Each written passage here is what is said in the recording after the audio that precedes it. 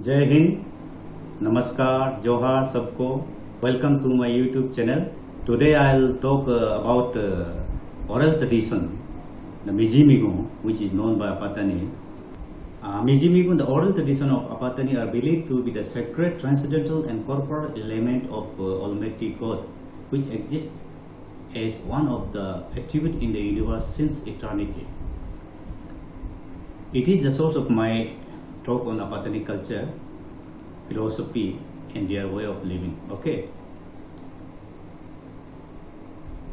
So if it is the attribute of God, how it came to the possession of human being? So it is said that during the initial stage of evolution of various elements, universe, earth, and other heavenly bodies, the element of meditation, God's meditative attribute, was only in form of a huge stone called planet in the permeable part of creativity called Kolyunland. Goddess Amirin saw this and realized that such a precious jewel of God should not reclaim their useless.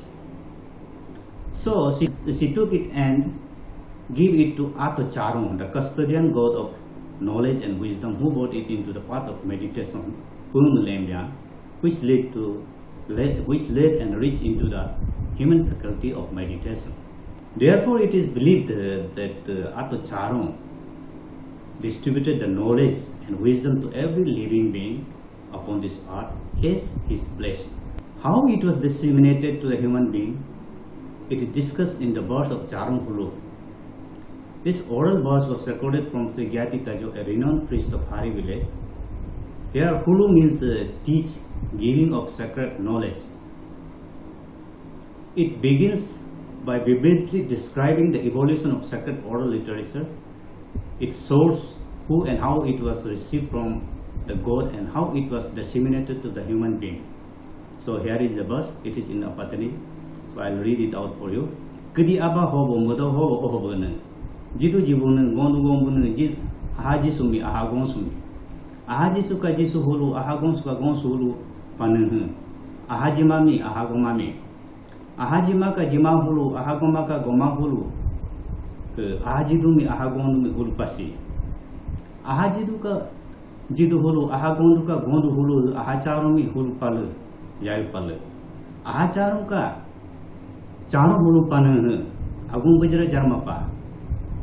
La chobajra jarmapa, le chobajra jarmapa, cha bajra jarkola, kolo charum changha charum hulu palu yayu palu.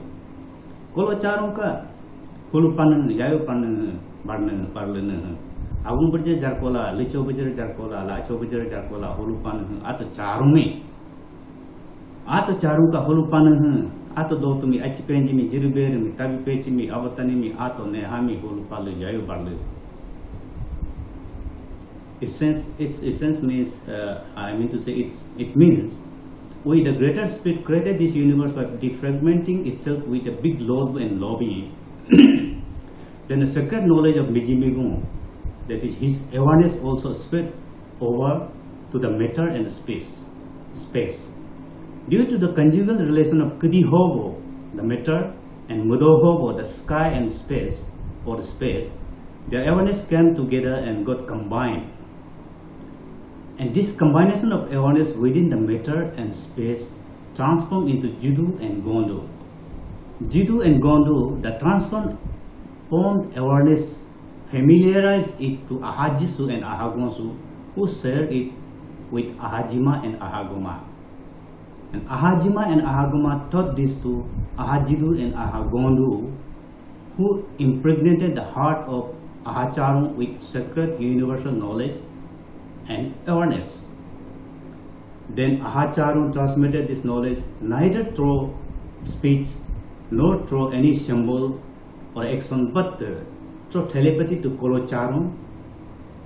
Then Kolocharung sharpened and polished this knowledge by observing the phenomenal activities of nature and animal, correlating their action with thoughts, ideas, sound, and sign, and evolved speech and express the knowledge into sign and speech, making it fit for assimilation by our ancestors. Thereafter, Kolocharung imparted this knowledge to the Atocharung through discourse by speech, sign, with his hand, feet, and other body language. Later, Atocharon delivered the sacred knowledge to humanity by teaching orally to Tagyu, Pechi, Jiru, Beru, Atodotu, Achpenji, Apatani, and Atoneha, who are considered as the first galaxy of wise human beings. Since then, this Miji-miguñ was disseminated to the next generation of human beings and is taught orally to our elder by our elder Pope Isami and youths of the indigenous society to their younger generation. So exactly what is Miji-miguñ, its composition, and the way of discourse. Sri Gyati Tajo, the prominent Yugo Phari, and expressed that Miji-miguñ, in Apatani he expressed, Miji-miguñ koyung kolo hok salole pa luko ho san de yampa du ura lo da ho abulu segema cirampa ba yando awadaji he lulini ko kolo pu mu pyo mi pyo tu pyo mu do ke san ha lo ya Miji-miguñ lenda byajan ri la do. It means Miji-miguñ, the sacred oral literature, is like a big tree. The beginning part is like that of a trunk of that tree, upon which there is nothing much to tell and discuss. But following chapters, Kolo, Pulmu, Tomi, Pyotu, Palo, Upyo, Mudo, etc., the various epochs of evolution has various chapters of knowledge. They are like branches of the tree and have lots of oral literature in form of sacred verse, ballad, and mythological stories. So, this Miji-miguñ encompasses all the matters, elements, spirits, living beings, life, and the whole of the universe. It is broadly divided into two parts, Gyuchi-ayu and Gyut-ayu, which literally means elder and younger. Gyuchi-ayu or elder sacred ballad describes event of earlier epoch of creation, which happened in mythical phase of Ji-mi-jama or Ui-uka, followed by Kolyung Kolo, up to the end of era of Ui, that is younger Ui, is known as Gyuchi-ayu or Miji-ama. It describes philosophical contexts and concepts upon which various traditional rituals are based on, and it is also the source of various hymns and chantings.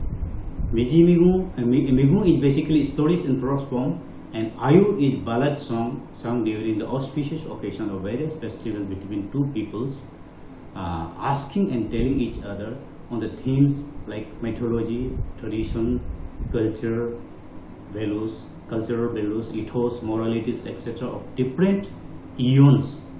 It is similar with the Bari of Adi and Udubenang of Nishi. Normally, the traditional way of discourse of Miguñ and singing of Ayu is like searching of onion seed by peeling off its different layer one after another, at last to find nothing inside.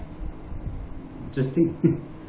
The logic behind this approach is that every element, matter, living being, faith, tradition, values, ethos, everything that we see and feel today, including this earth, universe, is created out of nothingness, spontaneously somewhere in the timeline of creation. Therefore, this ballad song starts with the themes on spiritual, socio-religious, and socio-cultural traditional values and ethos of present societies, inquiring and searching its origin, roots, how, where, when it evolved, originated, or was created, right? It has two different approaches and ways of discourse or singing. The first one is Jagoko Anu, and the other one is Jagoko Lina. The technique of Jagoko Anu discourse is to search the root of values, ethos, matters, element, spirits, living being, etc. present epoch, unlocking the different previous epochs of creation and evolution, like filling up the layer of onion in search of its seed by discarding the layer of different traditional assets, ethos, elements, matters, etc. of that particular phase. That phase.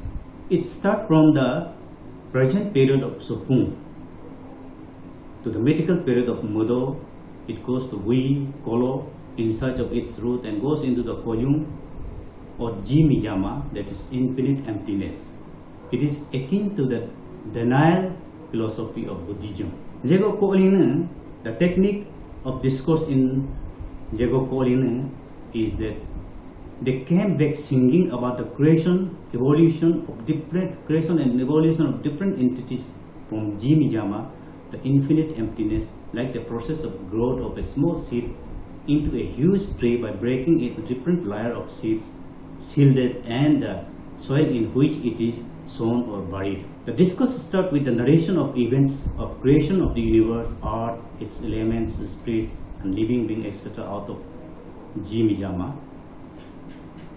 It begins from infinite emptiness, Jimijama, of mythical period of Koyung, followed by Kolo, Ui, Tokyo, Mudo, and came back to the Sukun, the present age, unlocking the doors and blockades of each mythical period, describing the creation of art, universe, spirit, various elements, living being, including human being and their culture, tradition, values, and ethos. In traditional practice, when two people compete singing Ayu of Miji-miguñ, they started with the technique of Jago Ko'ana.